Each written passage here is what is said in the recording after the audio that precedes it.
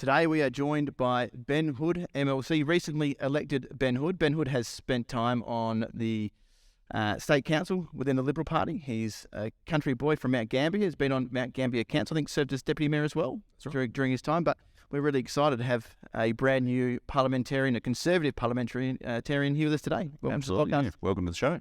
Thank you, gents. Really looking forward to having a chat. Fantastic. So tell us a bit about your background and what sort of drove you to get into the political sphere. Yeah, thanks, Simon. Look, Elle and I, my wife, we moved to Mount Gambier about 15 years ago. We didn't go far. We moved from Narracourt in the state southeast. We went 100 k's south to Mount Gambier for Elle to study to be a midwife and an RN.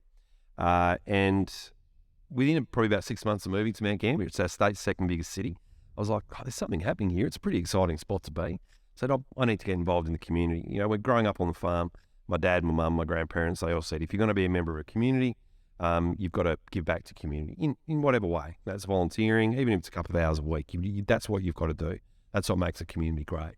So I put my hand up for the Chamber of Commerce, eventually became the vice president of that with Lynette Martin, who was the president, who then became the mayor of Mount Gambier at the same time as I became a member of the city of Mount Gambier. So that was in 2018. And I served a 4-year term and then was re-elected again in 2022 and became deputy mayor. And really because it became very apparent to me of like if you want to have a say, ultimately if you want to complain about something in a community, then you've got to put your hand up. You've got to join, whether it be council or the Chamber of Commerce or Rotary or Lions. You've got to be a part of the solution. You can't just sit there and whinge all the time. And during that time, I became more involved in the Liberal Party, as you said, Simon. I became a vice president of the party, was that for 3 years, and now chair of Rural and Regional Council for the Liberal Party. And it became very clear to me as a young family man, as a wife who's a midwife and a healthcare worker. I run and operate a couple of small businesses. What happens on North Terrace, what happens in Canberra, materially affects your life. So again, if you're going to complain, you better bloody have some solutions, and you might as well be a part of it instead of just sitting on the sidelines. So that's why I've ultimately got into politics and then found myself in the Legislative Council. Yeah, we're definitely glad you're there, Ben. Can you tell us a little bit about where the Liberal Party sits now from a rural point of view? Because, I mean, from my point of view, I think over the last probably 3, 4, 5 years, it's been a bit like they've neglected a bit the country areas. Like, can you sort of touch on that a bit and what's happening now that you're in there as to try and rectify those issues? Yeah, look, it's a good point because ultimately, look, from the regions, especially Mount Gambier, we wear our support for independence like a badge of honour. Maybe not so much the support of the independent, but the ability to be able to whack one of the major parties. Yeah. Now, the Liberal Party has always been traditionally at home in the regions, and we've always enjoyed a great deal of support for the regions. You look at McKillop, that's now our safest seat in the state with Nick McBride. You look at Barker, of which Mount Gambier and then McKillop sit within, the Tony Passon, federal member for Barker. That is now the safest federal seat in South Australia. Indeed, almost the safest seat in the country. What's happened with the Liberal Party, especially over the last 4-year term that we were in government, is that it wasn't that we weren't spending the money. It wasn't that we weren't doing the work. It's just we weren't communicating it and we weren't present. We weren't visible. The Premier, Stephen Marshall, had only come to the state's second biggest city in Mount Gambier 3 times in 4 years. Obviously had COVID, obviously was a very busy man, but when you're not present, it doesn't matter how much money you spend. You know, we spent $18 million on doing up schools in Mount Gambier, some $700 million on regional road upgrades throughout the state. And a lot of that was happening in our region as well, but we weren't visible. Yeah, I guess if you're not there to sell it, well, you know, it's sort of people just take it for granted, I suppose, and that's, appears to be what happened. And there's also been, like you said about independence, a tendency to go for the independent to try and whack the big parties. And unfortunately for the Liberal Party, that's really what's happened in the route, like down in Mount Gambier and Cregan as well. And like we've seen examples of that where people just, I guess, more conservative type people have become disenchanted, and other reasons too, but have sort of moved away from the Liberal Party and gone independent. Like, is that something, like, are we able to get any of these guys back in the fold, or what do you see happening going forward? I think we can, and it's one of the reasons why I put my hand up to run for the Legislative Council, especially in Mount Gambier. For the last 28 years, we've only had 2 years of Liberal representation, state Liberal representation in the seat of Mount Gambier, and that's when the current independent member, Troy Bell, was a Liberal member, 2 years. So if we, as a Liberal Party, want to gain the confidence again of seats like Mount Gambier, we have to have a validated Liberal presence. I'm now an MLC, a regional MLC. I made that commitment to the State Council that I would be a regional MLC based in the regions. I'm in Mount Gambier. I can be prosecuting Liberal cases, a validated Liberal presence down there now. But that's going to be very hard if we want to try and do that across all those different independently held seats. But the way that I see it for the Liberal Party is we've got to stop trying to be friends with everybody. Yeah. We have a core set of principles. We uphold the individual. We look for small government. We reward effort. We want equality of opportunity. When we build policies, practical policies that speak to everyday South Australians on those values, that's when I think we'll see and start to bring people back. And it's important that we, especially in this part of the electoral cycle, we don't have a lot of policy policy's being formed, but you don't bring out policy too early because people forget about it. What we need to be doing as a party is being principled, taking a stand on things. So people who may have voted for us in the past or might be Liberal adjacent might go, well, look, they're standing up for these certain issues, of which I believe in as well. And then when we get closer to policy starting to come out, at least they've heard of us. At least they know who we are. So we need to be principled. We can't be friends with everybody. And we've got to take a stand on the things that we know to be inherently liberal. Yeah, no, 100% agree. Yeah. And I think that you're going to have opportunity to do that. But in Australia now, we know that all the mainland states are falling Labor. Federally, it's Labor. It feels like every local government around the place is a left-leaning institution. Yeah. But that will embolden their left platform, and they're going to give opportunities they'll be putting forward policies that are just so inherently against the values in which we will hold, that will give conservative leaders an opportunity to stand up and say, no, a strong no, this is against the principles that we stand for. And I think that's where the majority of that silent Australians will come out and go, no, it's good to hear someone supporting that, and we're going to get that opportunity. I think we definitely will, Simon. I think we're already starting to see that. In fact, we've got something, the biggest decision that Australians are going to make in October, November, on the voice to Parliament, on Canberra's voice to Parliament, the Albanese government voice to Parliament, the decision that Australians make on this issue to fundamentally change our country, to delineate our democracy on the lines of race.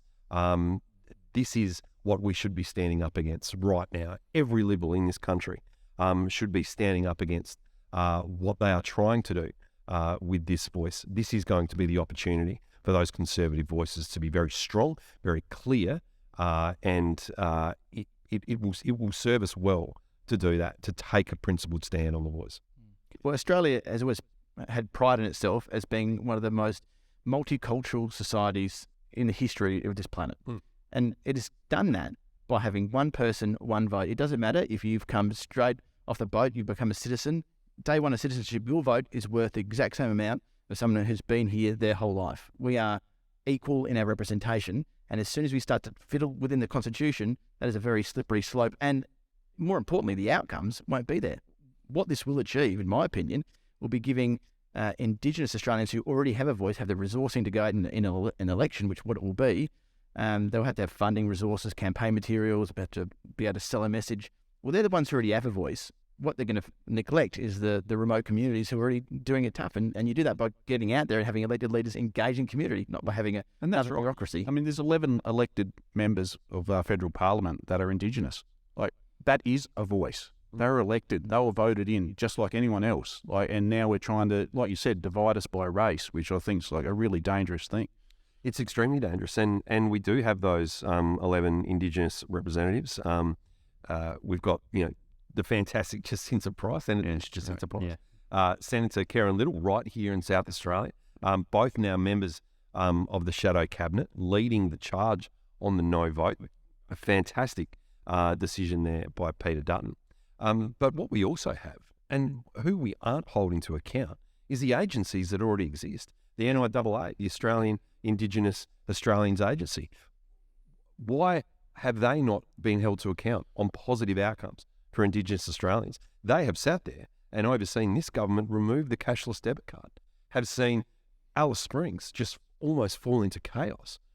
How is it that people that already have a voice, and it's not being utilised? The problem isn't that they don't have a voice. The problem is that they're not being listened to, the people who need it the most. Yeah, that's right. We get basically introducing another bureaucracy for the sake of a bureaucracy, or for feel good stuff's really why they're doing it. Like Albo went into the election promising this is what he was going to do, and now that's his thing, without really any consultation whatsoever. There's no consultation where it really counts, and that's the thing. If this was going to help people where it really counted, I'm more than happy to look at it, but it's not going to. It's just going to be another bureaucracy, and divide us by race. Yeah, I've never seen adding more bureaucrats to a system be a solution to any problem ever. No.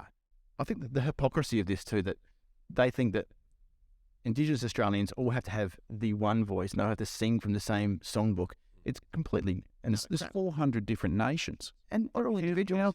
How could they all possibly want the same thing? And in a way, that's if I was an Aboriginal person, I'd be really insulted by that they're assuming that someone in far north Queensland has the same expectations as someone down in South Australia as an Indigenous person. The whole thing's a joke. I actually think the thing that highlighted the hypocrisy of this more than anything else was the announcement of Senator Price as the Shadow Minister for Indigenous Affairs and Karen Little's promotion to child protection. You saw this left media juggernaut starting to attack them and saying that they are almost hinting at the fact that they're sellouts of their community. Oh, yeah. They don't basically white apologists. It's more or less they don't represent Indigenous Australia. So what became evident is they don't want to have a voice. They want to have a voice that agrees with their opinion. But if there's strong female Indigenous leaders who don't sing from that same songbook, then they're not an Aboriginal voice. And trying to decide who the Aboriginal voice there is a great example of where this is just completely failed. Yeah, look, I think we all really know what this is. This is basically going to be, my opinion is this is just a tool that the Labor Party's trying to create that can be in place so whenever there's a Conservative or Liberal government in the future, they can use it to whack that government. They can go, you didn't listen to the voice. The voice which is going to be stacked with left-leaning people like themselves. That's what it's really about. It's politics. Oh, you're spot on. They want this. This is just going to be one of those things that they can use to whack any government that they disagree with going forward. And as soon as you put in the Constitution, they could sing to their blue in the face saying, no, that's not what we're doing it for. But then can they guarantee us that it's not what the future government will use it for? Like, you're setting up a standard here that's going to be in the Constitution here forever. You can't repeal this. You can't repeal it. And I think you only have to look at, like you were talking about with Jacinta Price and Karen Little coming out on the left, starting to knock them. You look at Noel Pearson and the vitriol that was coming towards Dutton when Dutton came out and saying that the Liberal opposition were going to oppose the voice. The viciousness that I see coming from the Yes campaign, I believe will be the defining characteristic of the voice. You cannot tell me that if the voice gets up, that if a parliament or an executive disagrees with the voice, they will not be called inherently racist. Yeah, and that's exactly what I was saying. It'll be you didn't agree with the voice, so you are a racist, and that's what they'll do. Oh, your policy's racist because the voice said that they didn't want that, and it'll just go on and on and on and on, and once it's there, we're stuck with it. That's it. You can't get rid of it. It's a you can try and get you have another referendum. Get both houses of Parliament to agree to a referendum and put it out there and get a double majority, and once it's there, and history's shown that. Yeah. But I mean, the positive thing is history has also shown that Australians are very cautious when it comes to our birth certificate, as Anthony Albanese likes to call it. But to change it, people have to really fundamentally think, when you're changing something so important as the Constitution, what is broken? What is broken that badly that we need to make a significant change? I think the average Australian will go, no, this is not a path we should be going down. Like you alluded to before, Ben, all the other bureaucracies, like, are we going to scrap all of them because they've just haven't met the mark? Like, No, they're going to still be there. Like, the whole thing's really absurd. Yeah, they are, and it's just stacking bureaucracy upon bureaucracy upon bureaucracy, and we know that doesn't get us anything but more bureaucrats feathering their own nest. Ultimately, this is not going to have any meaningful positive outcomes for our Indigenous Australians on country in the AP wildlands, in Alice Springs and other places. We should be listening to the people who know what it's like on the ground, the Jacinta Prices, the Karen Littles, the Warren Mundines, who have seen this in their communities. They've lived it. They know what's needed. We haven't been listening to them. It's not a voice they need. It's actually ears in Parliament, in Canberra, willing and ready to do the work to actually improve the lot of Indigenous Australians across health, across education, and all those other factors. I mean, I'm sure you're disappointed by some Liberals that have decided to either sit on the fence with this or not support it at all. I mean, to me, I know not everyone's as conservative as maybe we are, but I look at it and what is going on there with one of our senators here, is like not going to support the voice. Like, what is going on?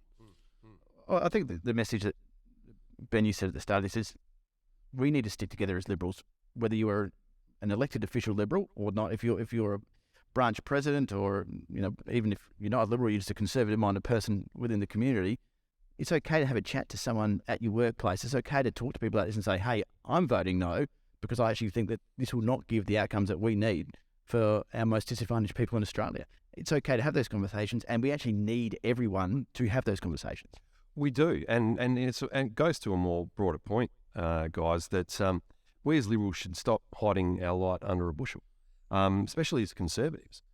We should be proud to be Liberals. We should be proud to be Conservatives. We should talk to people about what it is what we believe. We should be able to do it in a respectful manner. Unfortunately, the zeitgeist that we live in, the era that we live in, it's very hard to do that because you have the other side screaming back at you, wanting to cancel you. The worst thing that any society can do that champions free speech is cancel someone. And there are a lot of people now who are very cautious about saying what it is that they believe. We're lucky that we've got, guys like you doing a podcast like this. We've got guys like Alex Antic out there prosecuting the case for sensible conservative policy, and pointing out the craziness that the left try and sell us on, that all truth is subjective, that facts are overruled by emotion, that words are violence. We need to say to these people respectfully, I'm sorry, but until you're ready to listen and debate the issues practically and as adults, you're probably going to have to sit in the corner with the rest of the kids. Yeah, and that's the thing. Like, I'm not saying that you can't have a different opinion, as in within the Liberal Party, but I don't think anyone that said they're not supporting the voice from the Liberal side of things has really articulated very well why they're not. It's almost like look, I'm afraid of being called a racist. It just doesn't wash for me. No, it doesn't. And I think look, Gillian Lesser, I think rightly said, look, I will be supporting the voice. I'll be putting up an alternate policy to what the Albanese government is wanting to do. But he said, it's untenable for me to be a part of the shadow cabinet. That has said, we will be supporting the no vote. He did the right thing. It is the right thing to do that. Look, I don't agree with Julian, but I respect his decision to vote yes, irrespective of what the policy will be, and I certainly respect his position. And you're right, that is the right thing to do, and it's a really good point that I think Conservatives can learn. When you look at anyone on a political spectrum, whether you agree with their politics or not, the people that stay true to their own values, you might not respect what the decision is, but you respect them sticking true to their values. As Conservatives, we have our values, so we should be selling that, as you say. That's where you're going to win the respect back from the public, going, this is my values, I'm going to prosecute that argument in a respectful way, but I'm not going to take a backward step in doing it. No, look, we have to be principled. That's what it means to be a Conservative, I think. And ultimately, if your principles and your values are not aligned with the government of the day or the popular opinion of the day, then you have to make that clear. without fear or favour, without being worried about what might come back on you. I mean, Edmund Burke, the father of conservatism, he said this, I'm going to paraphrase this very badly, but he said elected officials should be utilising their own judgment, their own experience in making the decisions. That's what they're elected to do. They shouldn't be bending to the opinion of those who elected them. They shouldn't be bending to what is popular, but they should be doing what is right. That's what they're elected to do, and that is pretty hard to do. You see it in politicians time and time again. Like you said, stick the finger up in the air and go, which way is the wind blowing? I'll go this way, so I don't get that uncomfortable feeling against having to be against people. But I'm sorry, you're an elected leader. You need to be principled. You need to have all the information, then make the right decision for your state or for your country or for your local government area, without fear or favour, without worrying about what's going to come back at you. You've got to know that what you're doing is right. I mean, we have this politics of atonement, which puts more emphasis on being righteous than being right. And that ultimately is virtue signaling.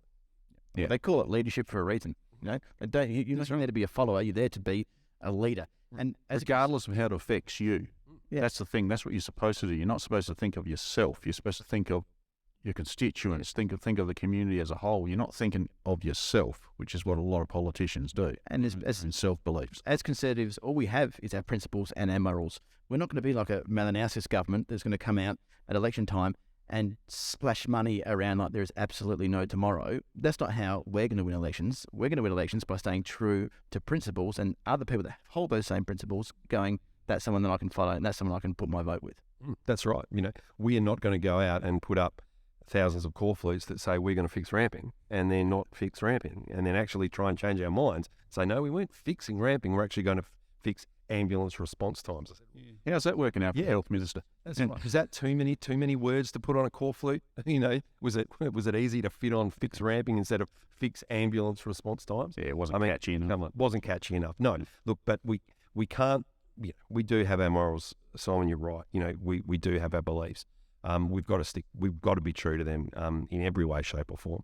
And we can't just do anything and everything to win. But I'll tell you what. I think if we can ensure that we have a focus on what it is we believe, we can build practical policies on top of that.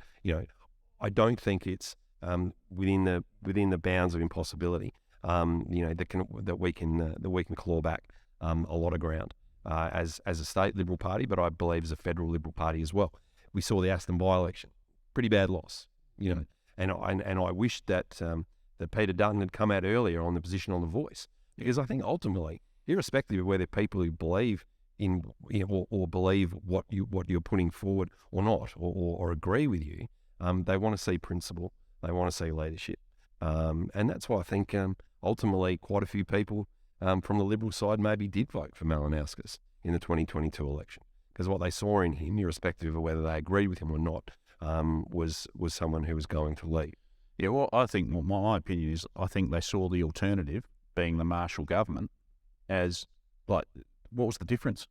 It was pretty when you really dug down on some of the policies that the Marshall government was doing right towards the last year. It was pretty hard to. If you didn't know that was the Liberal government, you'd have thought they were the Labor government, and that's what I think. Things that were in around abortion laws and all that sort of stuff. Like they were going into areas that Conservatives don't go to. A lot of Conservatives at that vote time were saying the thing is, at the time, rightly or wrongly, at least on the social issues, was Malinowskis more conservative than Marshall, and the fact that people had to ask that question meant that votes were leaking like a sieve over to that side of that politics. Now's our opportunity to have it back. I'm really excited, actually. I think all South Australians should be excited that we get to hear this voice in our state parliament, someone who's not going to take a backward step and is going to put those values in the forefront of the political debate in this country. Wednesday is your maiden speech? Yes, Wednesday's the maiden speech, which means once I've done that, I can speak in Parliament. There is a convention within Parliament that until you give your maiden speech, you're not allowed to speak.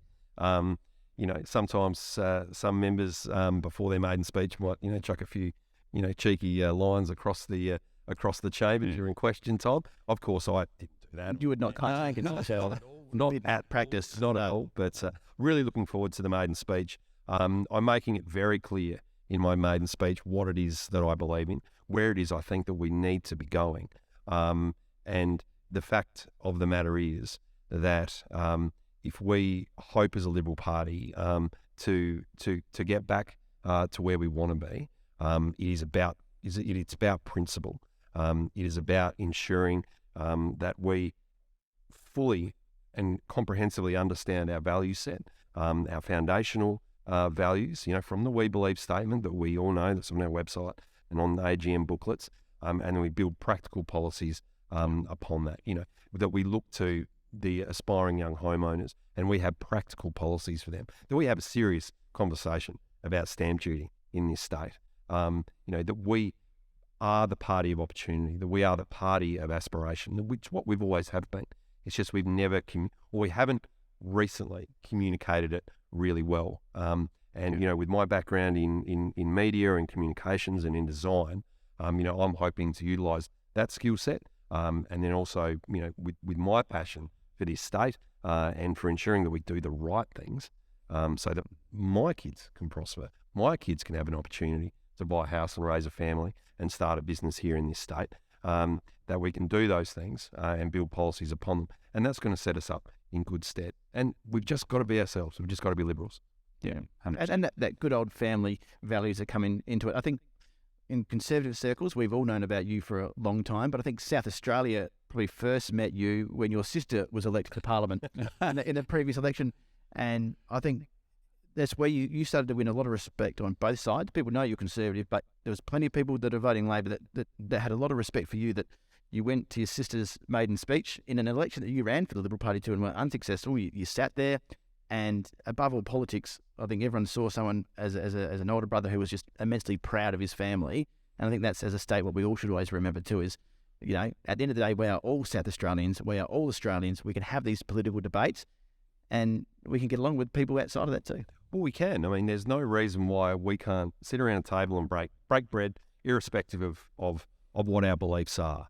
We should be able to do it respectfully. Look, we may agree to disagree. We may never agree on anything, but there still should be an opportunity for us to acknowledge that and to break bread irrespective of it. Yeah. What worries me is that I think that on the Conservative side of politics, we have always wanted to do that. But unfortunately, on the other side of politics, I think that we see the cancel culture that gets around. We see the just reverting to pure emotion instead of debate.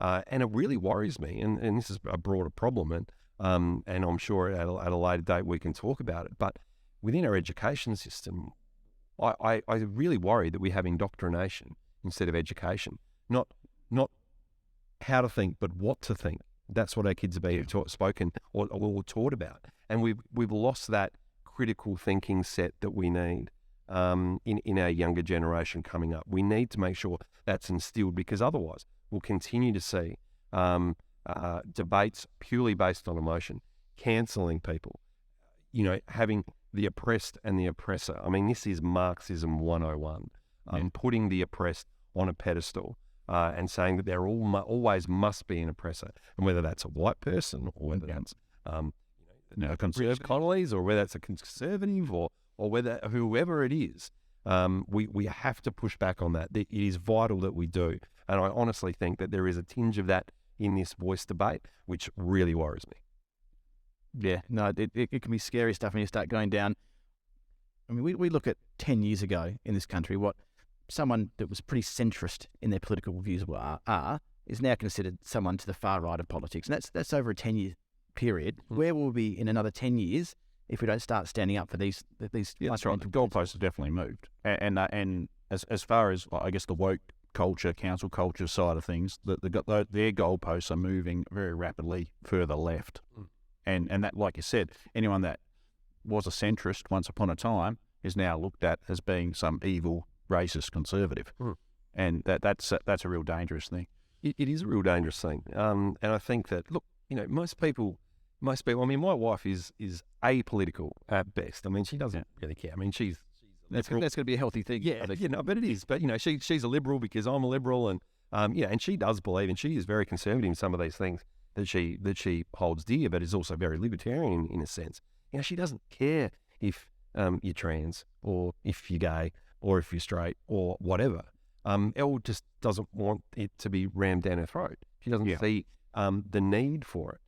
But when it comes to, just this constant pushing and almost a cancelling of women and feminists being called TERFs purely because they just want a space for women. And when they're being told that, as women, they must, want to sleep with, or lesbians, they must sleep with trans women who were biologically men. I mean, it's all going to come to a head. And people like my wife who are quite Australians are starting to go, no, you know what? No, this is ridiculous. I don't want what you do in your own time. I respect that. If you want the pronouns, if you want to be a she or a he or whatever, no dramas. I'll respect you as long as you respect me. Unfortunately, that respect's just not coming back. No, not at all. No, that's the thing. And you just look at like with women's sport as well. I mean, that's it.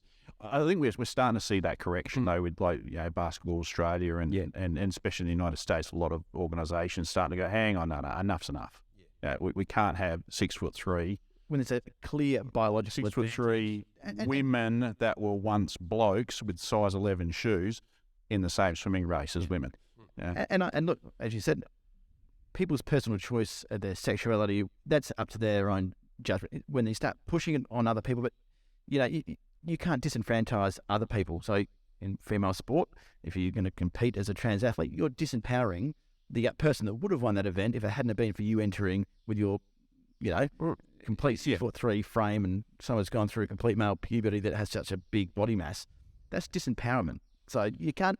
Yes, you can't be suppressed, but you can't disempower people on your way through. That's not going to. It's kind of funny that the feminists, or some feminists, they're not all there, but a lot of them are starting to come out now and go, hang on, something's wrong here. Like, and that is that change you're talking about, a slow change. There's something, hang on, all this stuff that we've fought for years and all this equality stuff, well, that's not equality. No, it's not equality. Well, not equality of outcome. Yeah. Well, it's interesting. I was just having a play the other day on this new, and you're a tech-savvy guy, I'm not sure if you've had a look at the new AI world that's emerging. Yeah. I had a play with the new Google version they've brought out, so it's a Google's chatbot. I asked a few questions, just thought, well, at the end of the day, this is artificial intelligence, but it's still programmed in the back end. Yeah. So I was asking some of the questions that you might ask a chatbot. First one is, how many genders are there? And it went into this array of about 20 different genders at the moment. It's a growing thing, and that's a fluid thing. It's an interesting thing for artificial intelligence. Then I said, do you agree in gender equality in Parliament? And I said, yes. I said, well, you just said there's 20 genders. So, gotcha. But it said, no, and they should be equally represented in Parliament. And this is a Google thing. So you've got to remember, this is Google. Yes, it's artificial intelligence, but if this is what the young people might put into these search engines or chatbots now, and that's the opinion or fact that it's giving to it. Do you reckon the new chatbot that's going to be released in China is going to have the same stuff on it? Yeah, would that be very interesting? Really don't think so. I did ask. I even asked the chatbot. So Google chatbot, Google branded, is the voice to Parliament in Australia a good idea?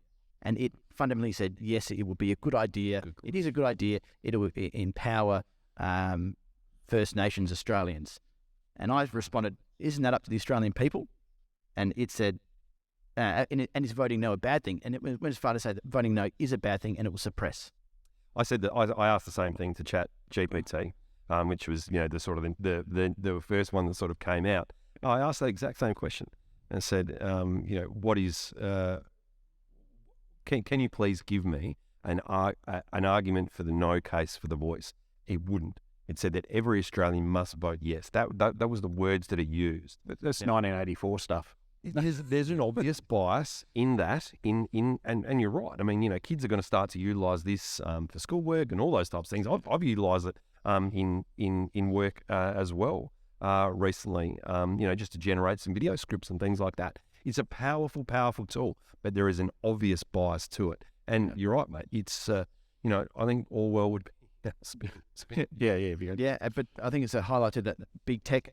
If they're going to have, yes, this is a chatbot that gets all the information that's available on the internet, but the programming in the back end, the people that control that is going to be a really interesting part. Yeah, it's still the old Google where you could type it in and you'd find the information for yourself and find your own opinion, whether you're going to agree or not. That's healthy. It's still programmed by woke lefties in Silicon Valley. That's basically what. No, surely that's what you got. Surely not. But it'd be interesting to see how that world evolves. You conspiracy theorists. Oh yeah. Well, Ben, thanks for coming on to the podcast. It's been great having you. I'm sure we can catch up again on a future episode. We're really excited to see the work that you do in state parliament. Yeah, thank you, gents, and look, keep doing what you're doing. I'm certainly a huge supporter of this podcast. It was great that you had Alex Antic on just a little while ago. Gave you a bit of a bump with the old. Well, I noticed bump when you were elected. I think the quote from Senator Antic was, "The Ron DeSantis of South Australian Parliament." We'll go with Is that a badge you're going to wear with pride? Oh, look, I think Ron DeSantis is a little bit too establishment for me. No, look, I think I'll be the Ben Hood of South Australian Parliament, but Senator Alex Antic is a very good friend of mine, and look, he is the one leading the charge. And I would encourage all of your listeners and viewers, to get around Alex, to listen to what he has to say, because, like I said, he really is flying the flag. He's a fantastic guy, and look, you guys are doing a great job as well. Keep it up. Cheers. Thanks, man.